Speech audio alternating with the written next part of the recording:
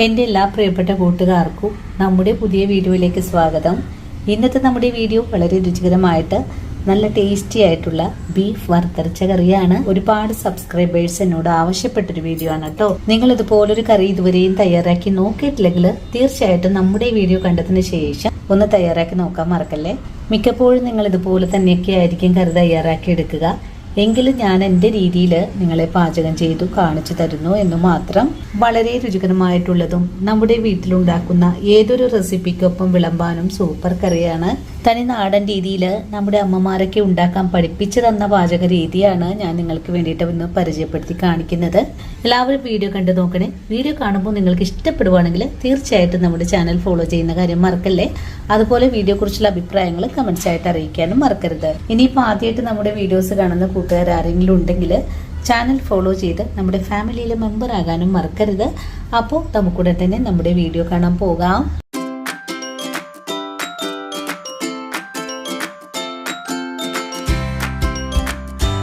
പെരുന്നാളിന് തയ്യാറാക്കുന്ന വറുത്തരച്ച ബീഫ് കറി തയ്യാറാക്കി എടുക്കാനും വേണ്ടിയിട്ട് 700 ഗ്രാം അളവിലാണ് ബീഫ് കഴുകി വൃത്തിയാക്കി വെച്ചിരിക്കുന്നത്. ഇനി നമുക്ക് ഈ ബീഫ് ഒന്ന് വേവിച്ചെടുക്കണം. ഇന്നത്തെ നമ്മുടെ കറി തയ്യാറാക്കി എടുക്കുന്നത് കുക്കറിൽ വെച്ച് വേവിച്ചെടുത്തിട്ടാണ്. അതിനുശേഷം 10ഓളം കൊച്ചുള്ളി കട്ട് ചെയ്തതും 10 അല്ലി വെളുത്തുള്ളിയും ഒരു ചെറിയ കഷ്ണം ഇഞ്ചി പൊടിയായി കട്ട് ചെയ്തതും 3 പച്ചമുളകും 1 സ്പൂൺ അളവില് ബീഫ് മസാലയും 1 ടീസ്പൂൺ അളവില് ചതച്ച കുരുമുളകും 1 നുള്ളു മഞ്ഞൾപ്പൊടിയും ബീഫിന് ആവശ്യമായ ഉപ്പും കൂടി ചേർത്ത് നന്നായിട്ടൊന്ന് കുഴച്ചെടുക്കാം. കുഴച്ചെടുക്കുമ്പോൾ നമ്മുടെ കൈ ഉപയോഗിച്ച് വേണം കുഴച്ചെടുക്കാനായിട്ടും. ബീഫ് കുഴച്ചെടുക്കുന്ന സമയത്ത് ബീഫിൽ നിന്ന് ഒരു പ്രത്യേക സ്മെല്ല് വരും. അതുവരെയാണ് നമുക്കിതുപോലെ ഒന്ന് മയത്തിൽ കുഴച്ചെടുക്കേണ്ടതും. മയത്തിൽ ബീഫ് ഒന്ന് കുഴച്ചു കഴിഞ്ഞാൽ നമ്മുടെ കൈവെള്ളയിലേക്ക് കുറച്ച് വെള്ളം ഇതിലേക്ക് ഒന്ന് ഒഴിച്ചു കൊടുത്തതിന് ശേഷം നമുക്ക് കുക്കർ മൂടി വെച്ചൊന്ന് വേവിച്ചെടുക്കാം. ഇനിയിപ്പോൾ ഒരു 6 വിസിലിന് ശേഷം കുക്കറിന്റെ എല്ലാം പോയി വന്നിട്ടുണ്ട്. നമുക്ക് മൂടി തുറന്ന് നോക്കാം. ബീഫ് നല്ല പോലെ തന്നെ വെന്ത് വന്നിട്ടുണ്ട്. ബീഫ് പുറത്തേക്ക് തെറിച്ച് പോവാതിരിക്കാനായിട്ട് ഒരു സ്പൂൺ ഇട്ട് കൊടുത്തിട്ടുണ്ടായിരുന്നു കേട്ടോ. ഇതിന്റെ എല്ലാം വെള്ളമെല്ലാം പുറത്തേക്ക് അടിച്ച് തെറിച്ച് പോകും. ഇനി നമുക്കിതൊന്ന് മാറ്റി വെച്ചതിന് ശേഷം ഇതിലേക്ക് ചേർക്കാനുള്ള ഒരു അരപ്പൊന്ന് റെഡിയാക്കാം. ഇനി നമുക്കൊരു നാളികേരക്കൂട്ടൊന്ന് അരച്ചെടുക്കണം. ഇതിനായിട്ട് ഒരു ചെറിയ മുറി നാളികേരം തിരുമ്മി എടുത്തിട്ടുണ്ട്. പിന്നെ ഒരു ചെറിയ കഷ്ണം കറുവപ്പട്ട 3-4 പീസുകളായിട്ട് ഒടിച്ചെടുത്തിട്ടുണ്ട്. ഒരു 5 ഏലക്ക എടുത്തിട്ടുണ്ട്. ഒരു 5 കറിയാമ്പൂ, 1 ടീസ്പൂൺ അളവിൽ കുരുമുളക്, 1 ടീസ്പൂൺ അളവിൽ പെരിഞ്ചീരകം, പിന്നെ നമുക്കൊരു 2 തണ്ട് കറിവേപ്പില, ഒരു ചെറിയ കഷ്ണം ഇഞ്ചി, ഒരു 3 കൊച്ചുള്ളി, ഒരു 4 വെളുത്തുള്ളി അല്ലി. ഇത്രയും കാര്യങ്ങളാണ് നമുക്ക് വേണ്ടത്. നമുക്കിത് ഈ ഒരു പാനിൽ ഇട്ട് കൊടുത്ത് നല്ല പോലെ ഒന്ന് ചുവക്കെ വറുത്തെടുക്കാം. ഇനി ഈ പാനിലേക്ക് നമ്മൾ എടുത്തിട്ടുള്ള നാളികേരം ഇട്ട് കൊടുക്കാം. ഇനി നമുക്കിതെല്ലാം നല്ല മുരിയിച്ചൊന്ന് വറുത്തെടുക്കാം.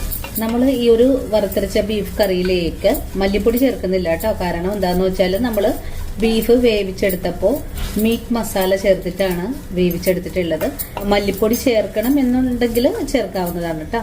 ഇനി നമ്മൾ എടുത്തിട്ടുള്ള നാളികേരം എല്ലാം നല്ല ചുവക്കെ ഒന്ന് വറുത്ത് കിട്ടണം. അതിനായിട്ട് ചെറിയ തീയിൽ വെച്ച് കൊടുത്തും ഫ്ലെയിം കൂട്ടി വെച്ച് കൊടുത്തും വേണം നമുക്കിതുപോലെ നല്ല മുരിയിച്ചെടുക്കാനായിട്ട്. ഒരുപാട് സബ്സ്ക്രൈബേഴ്സ് പെരുന്നാൾ സ്പെഷ്യലായിട്ട് വറുത്തരച്ച ബീഫ് കറി കാണിക്കോ എന്ന് ആവശ്യപ്പെട്ടതിന് പ്രകാരമാണ് ഞാനിത് അപ്ലോഡ് ചെയ്യുന്നത്.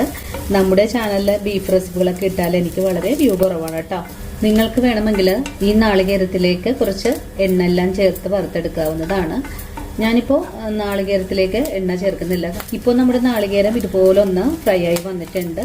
ഈ ഒരു പാകമായാൽ നമുക്ക് ഫ്ലെയിം ഒന്ന് കുറച്ച് വെച്ച് കൊടുക്കണം. ഇനി ഇതിലേക്ക് നമുക്ക് കുറച്ച് മഞ്ഞൾപ്പൊടി ചേർക്കാം.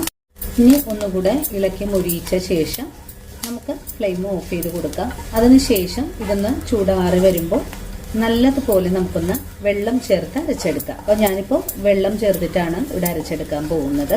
ഒന്ന് മാറ്റിവെക്കുവാണ്. നാളികേരം വറുത്ത് മാറ്റിക്കഴിഞ്ഞാൽ കറി തയ്യാറാക്കാനുള്ളൊരു പാത്രം അടുപ്പിലേക്ക് വെച്ച് കൊടുക്കാം. ഞാനിപ്പോൾ ചെറിയൊരു ഉരുളിച്ചട്ടിയാണ് എടുത്ത് വെച്ചിട്ടുള്ളത്. ഇനി നമുക്ക് ഈ ചട്ടി ചൂടായി വന്നിട്ടുണ്ട്. കുറച്ച് വെളിച്ചെണ്ണ ഒഴിച്ചു കൊടുക്കാം. കുറച്ച് കടുക് ചേർക്കാം. കടുക് ചേർക്കാൻ ഇഷ്ടമില്ലാത്ത ആൾക്കാർ ഈ ഒരു സ്റ്റെപ്പ് അങ്ങ് ഒഴിവാക്കാവുന്നതാണ്. കടുക് ഇപ്പോൾ പൊട്ടി തുടങ്ങിയിട്ടുണ്ട്. കടുക് പൊട്ടി വരുമ്പോൾ ഒരു സവാള കട്ട് ചെയ്തത് ചേർക്കണം. കൂടെ തന്നെ ഒരു 10 കൊച്ചുള്ളി കട്ട് ചെയ്തത് കൂടെ ചേർക്കണം. കടുക് പൊട്ടിക്കഴിഞ്ഞിട്ടുണ്ട്. കുറച്ച് കറിവേപ്പില ചേർക്കാം. ആദ്യം നമുക്ക് കൊച്ചുള്ളി ചേർക്കാം. കൊച്ചുള്ളി ചേർത്ത് ഒന്ന് ഇളക്കി യോജിപ്പിച്ചതിന് ശേഷം സവാള ചേർക്കാം. ഞാനിപ്പോൾ ഒരു സവാളയാണ് എടുത്തിട്ടുള്ളത്. നമ്മൾ ബീഫ് വേവിച്ചപ്പോൾ ഒരു ചെറിയ സവാള ചേർത്തിട്ടുണ്ട്. അതുപോലെ തന്നെ ഒരു 10 കൊച്ചുള്ളിയും ചേർത്തിട്ടുണ്ട്. ഇതെല്ലാം ഒന്ന് നല്ലപോലെ ഒന്ന് മുരിഞ്ഞ് കിട്ടണം. അതുവരെയും നമുക്ക് വഴറ്റിയെടുക്കാം.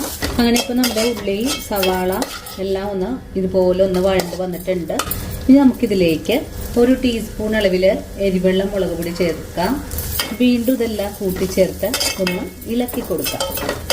മുളക് പൊടി ചേർക്കുമ്പോൾ ഫ്ലെയിം സിമ്മിൽ വെച്ച് കൊടുത്തിട്ട് വേണം ചേർക്കാനായിട്ട്. ഇപ്പോൾ പൊടി നല്ലതുപോലെ 1 മിനിറ്റ് നേരം ഒന്ന് മൊരിയിച്ചെടുത്തിട്ടുണ്ട്. ഇനി നമുക്കിതിലേക്ക് നമ്മൾ അരച്ചെടുത്തിട്ടുള്ള അരപ്പാണ് ചേർക്കേണ്ടത്.